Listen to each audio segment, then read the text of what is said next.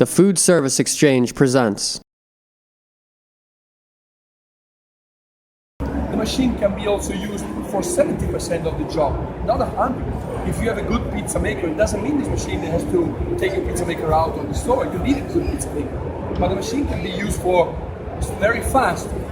10 inches, then you put it on the desk. A good pizza maker from 10 inches to 15 is 1 second. But the most difficult part is the beginning.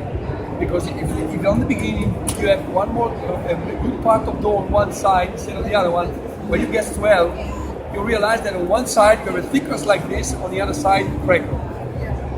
I want to show you what does it mean when I tell about 10 to 70% of job. If you have a guy that works on the machine, the only thing he has to do is take the dough, put it here, I can do like this. Done. Put it on the desk.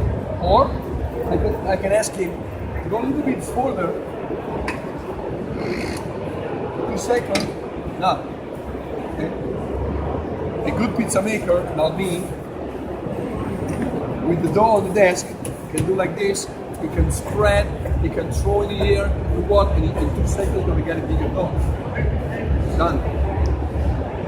And what is the feature? If you want to make the last thing by hand, you have the chance to control the thickness and increase the thickness, because with your finger you can push a little bit more dough out. There's a limit over that the machine cannot go. The machine can spread the pizza out perfect, can make a very good thickness, but if you want to have very paper thin and a lot of thickness, it needs the handmade, because a human man can understand when the dough is too much stretched. The machine not. The machine does what you want to made for. It's easy to see. Still a good pizza. Believe it.